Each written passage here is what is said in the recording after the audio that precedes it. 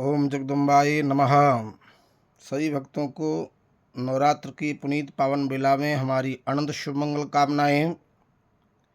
कल दिनांक 28 को नवरात्र की पुनीत पावन एवं खष्टम दिवस है और खष्टम दिवस की देवी माता कात्यायनी हैं। माता कात्यायनी शीघ्र ही जीवों पर प्रसन्न होने वाली और कृपा देने वाली हैं, फल देने वाली हैं। और माता का नाम कात्यायनी क्यों पड़ा? एक ऋषि कात्यायनी हुआ करते थे।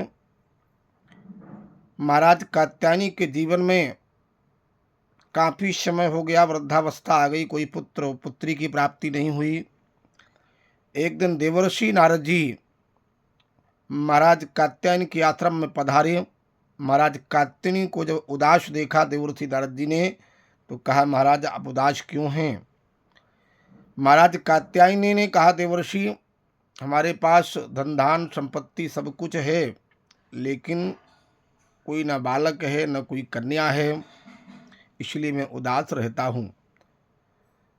उसी समय देवर्षि नारद जी ने ऋषि कात्यायनी को माता नवरात्रि का व्रत और माता का यजन बताया, दुर्गा का पूजन बताया। देवर्षि नारद के उपदेश को सुनकर के महर्षि कात्यायन ऋषि शरद की नवरात्र की बेला में माता नव दुर्गा का व्रत धारण करते हैं और उपवास रह करके देवी का पूजन यजन अर्चन वंदन करते हुए प्रार्थना करते हैं। अष्टमी तिथि की रात्रि में माता दुर्गा प्रकट हुई और प्रकट होने के बाद में माता का दुर्गा ने कात्यायनी ऋषि से कहा कि ऋषिवर, मैं आपकी साधना तपस्या से प्रेम से प्रसन्न हूँ, वरदान मांगो। तो माता दुर्गा से कात्यायन ऋषि ने कहा, मैया आप तो सब कुछ जानने वाली हैं, लेकिन फिर भी आप कह रही तो बता रहा हूँ, मेरे कोई कन्या या पुत्र नहीं है और मेरी जिज्ञासा है कि अगर आप मेरी पूजा से प्रसन्न हैं तो आप मेरे यहाँ पुत्री के रूप में मुझे प्राप्त हों। कात्यायन ऋषि ने जब ये वरदान मांगा तो माता आदिशक्ति महामाया जगदम्बा परम्बा शक्ति इनके यहाँ पुत्री बनकर के आई। तो कात्यायनी ऋषि की कन्या होने के कारण इनका नाम कात्यायनी पड़ा।